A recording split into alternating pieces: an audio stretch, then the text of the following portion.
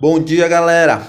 A aula de hoje vamos dar continuidade ao assunto sobre a Idade Média. Lembrando que na aula passada falamos sobre o auge da Idade Média ocidental, né, no ocidente ali da Europa. Então foi o auge, foi a ascensão, é chamada também de Alta Idade Média.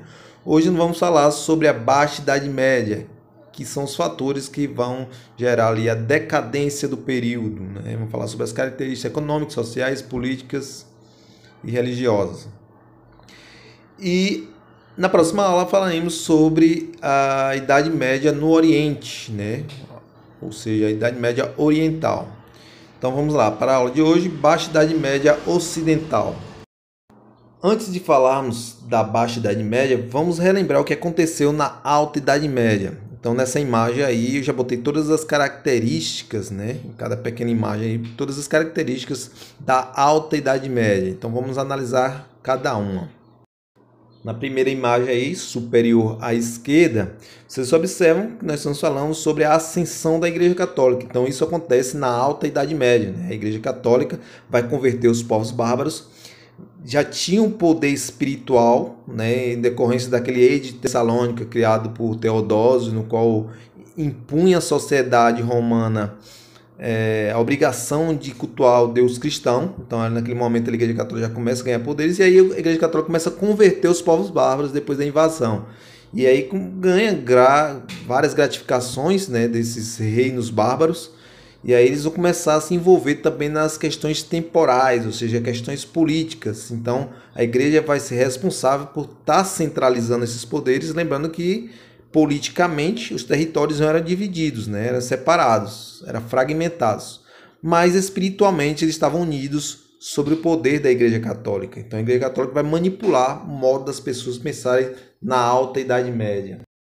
Na imagem central superior está falando sobre o que? Descentralização política, ou seja, os territórios, né, foram divididos em feudos. Então isso vai também gerar, né, uma questão de divisão política. Antes o Império Romano era todo, né, concentrava os poderes na mão do imperador. Agora os territórios divididos, os senhores feudais que vão dominar politicamente, né, esses territórios, como já foi dito. Então, no lado direito superior aí, a gente observa a divisão social, né? Primeiro, segundo e terceiro estado, como foi dito na aula passada, representantes da igreja, aqueles que oravam por todos, no topo da pirâmide social, no meio os nobres, que estavam ali obrigados a proteger e defender o feudo, e abaixo de todos os servos, que eram obrigados a produzir. Então, essa era a divisão social da Alta Idade Média. Na imagem esquerda e inferior, vocês observam o modo de produção. Lembrando que a produção era de subsistência, ou seja, tudo que era produzido era para sobreviver. No centro inferior, né, imagem central inferior, aí, o meio de comércio, ou seja, através do escambo, através das trocas. Né? E na imagem direita inferior, a relação de sucerano e vassalo, no qual se faziam toda aquela cerimônia, no qual eram doadas terras, para os feudos, né, para que as pessoas pudessem sobreviver, ou seja, para trabalhar e cumprir sua função dentro da sociedade. Então são essas aí as características da Alta Idade Média. Agora vamos observar as características da Baixa Idade Média. Mas antes disso, vamos observar o que vai levar, né, ao processo de decadência da Idade Média. Um dos principais fatores para a decadência da Idade Média foi o surgimento do islamismo. Então, o islamismo vai surgir a partir do século VII, né, através de Maomé, no qual ele vai ter uma visão, ou vai receber, né, o anjo Gabriel, e aí ele vai se converter ao monoteísmo, criando essa religião islâmica. O islamismo vai surgir ali em Medina, né, vai começar a se expandir a partir de Medina, após a morte de Maomé principalmente. E ela vai se expandir tanto pela região árabe, né? E aí vai se adentrar, como você pode ver no mapa aí, pelo norte da África, do continente africano, e chegando até a Península Ibérica, né? Elas não conseguem se adentrar por toda a Europa, porque os islâmicos eles vão perder a guerra para os francos, para o reino dos francos. Olha que fundamental a importância ali, a ascensão daqueles reinos francos, o que eu falei na aula passada, né? Na Batalha de Poitiers eles vão ser derrotados, ou seja, os islâmicos vão ser derrotados e vão ser impedidos de entrar na Europa. Entretanto, os islâmicos eles vão dominar a cidade de Jerusalém. Jerusalém, onde cultua assim, né, o Deus, né, diz que é a terra santa ali, desses Deus, e era cultuado tanto por cristãos como por judeus, como também agora pelos islâmicos. Só que o islamismo ele tem um conflito muito grande com a Igreja Católica. Na verdade, a Igreja Católica vai criar essa rivalidade grande, né, que a Igreja Católica não aceitava nenhum outro modelo de religião. E aí vai começar uma guerra, guerra entre os cristãos e os islâmicos, através das cruzadas. Então, para impedir a expansão do islamismo, a Igreja Católica vai passar a incentivar o combate a esses povos considerados hereges, né? E vão prometer uma espécie de salvação em nome de Deus. A Igreja Católica dizia que aquele fosse combater o islamismo, ou seja, os povos hereges, ou qualquer outros povos hereges, eles já estariam ali salvos, iriam diretos para o reino de Deus, mesmo se morressem durante o conflito. Então, eles vão partir, vão fazer vários movimentos cruzadistas para combater os islâmicos lá em Jerusalém, né?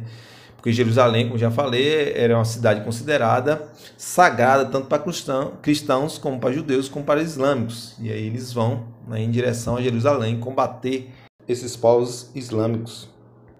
Dentre as motivações para as cruzadas estão a crença religiosa da sociedade ocidental, o domínio dos turcos e seljúcidas, que eram islâmicos radicais naquela época, sobre a cidade de Jerusalém, a necessidade de recuperar a cidade de Jerusalém para os cristãos, o excedente populacional, né, que vai motivar também a população a sair dos feudos, não tinha para onde ir, ou seja, era uma população marginalizada, e eles vão buscar melhores condições de vida em outras regiões. Então foi uma motivação também que vai fazer acontecer a mobilização social aí nessa época. As cruzadas, no entanto, vão gerar, claro, algumas consequências, e aí vocês vão observar. Então, no geral, as cruzadas não vão atingir o objetivo específico, ou seja, dominar a cidade de Jerusalém. Os islâmicos eles vão continuar lá em Jerusalém, né? Entretanto, se tornaram responsáveis por mudanças significativas na sociedade ocidental. Aí vocês vão observar reabertura do mar Mediterrâneo, né, que era dominado naquele momento pelos turcos, ou melhor, pelos islâmicos. Então vai haver uma reabertura ali do comércio, principalmente. A decadência da economia feudal, as pessoas vão começar a comercializar, né, porque antes a produção era de subsistência, o comércio era de escambo, agora eles vão começar a trocar os seus produtos por metais preciosos, surgindo a ideia de uma moeda, de dinheiro, e o intuito também de acumular riqueza, né? Vai haver também o declínio da autoridade clerical, no qual a Igreja Católica prometeu uma coisa que, na verdade, não foi conquistada pela sociedade. Então, as pessoas começaram a questionar a autoridade religiosa. E, por fim, aí, o renascimento urbano e comercial, ou seja, as pessoas voltam para as cidades, voltam a comercializar e, como novamente eu falei, né, sobre a decadência da economia feudal, voltam a pensar em acumular riquezas. Então começa ali um pensamento mais capitalista, né? Então são as transformações que vão ser geradas após as cruzadas. De todas as transformações, que eu gosto sempre de destacar é a questão da economia, a questão do meio de produção. Então vocês observam nessas duas imagens aí que no período feudal, ou seja, antes das cruzadas, a produção era de subsistência, né, e o comércio era feito através do escambo. Pós-cruzada, as pessoas não pensam mais só produzir para sobreviver, mas também produzem para comercializar. Então é um renascimento do comércio, né?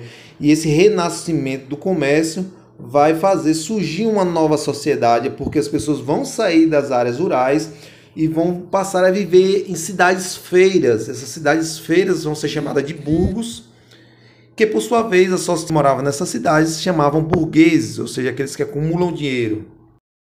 Pois aí, através da burguesia que vão ocorrer as transformações, né? A burguesia ela é responsável por começar a racionalizar um modo de vida.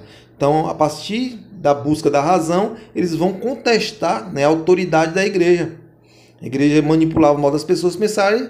Inclusive a igreja dizia que quem nascia servo iria morrer servo, né? Ou seja, não poderia ter ganância para melhorar de vida. E o burguês não. O burguês vai ter um pensamento mais positivo. Ele vai querer melhorar de vida. Ele nasceu pobre, mas ele pode melhorar de vida. Ele vai bater de frente com a igreja em relação a isso. Então, através do raciocínio, vai haver a introdução da filosofia. Onde foi que surgiu a filosofia? Lá na Grécia Antiga, né? Então, vai ser o renascimento, não só o renascimento do comércio, como o renascimento da filosofia greco-romana, né? Ou seja, do raciocínio. Daí vão dar maior valor à arte, né? No qual eles vão se representar através da arte. A ciência, o estudo, né? Porque a igreja manipula o modo das pessoas pensarem. Em falar em ciência, eu vou colocar um vídeo para vocês aí. Não sei se o YouTube vai permitir, porque é um filme, na verdade. Eu vou pedir vocês que assistirem o filme. Eu já tinha comentado sobre esse filme na aula presencial, que é O Físico, né? Que fala sobre um cara que quer ser médico, que quer estudar o corpo humano, mas a Igreja Católica ela proíbe devido aos seus princípios religiosos, né? Porque o corpo é um templo e ele é intocável, né? Do ponto de vista da igreja. Já, né, aquele personagem que vai sair do Ocidente e vai para o Oriente, ele não pode dizer que ele é cristão, ele vai ter que dizer quando chegar em Jerusalém que ele era judeu, porque os judeus se dão bem com os islâmicos, mas não se dão bem com os católicos. Enfim, né, é o renascimento da ciência.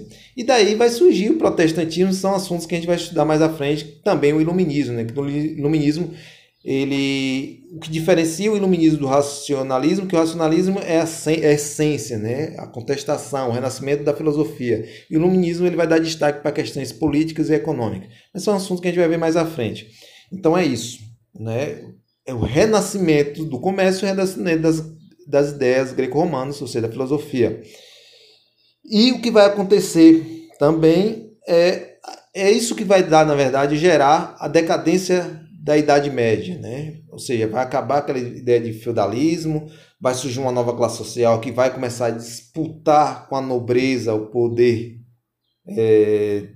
de domínio social e político, etc. Né? E isso tudo, né, vai acabar mesmo, o período vai ser destacado, o período que caracteriza o fim da Idade Média, é a queda do Império Romano do Oriente, a queda de Bizantino, através do domínio dos povos seljúcidas, né, dos islâmicos, sobre o Império Romano do Oriente.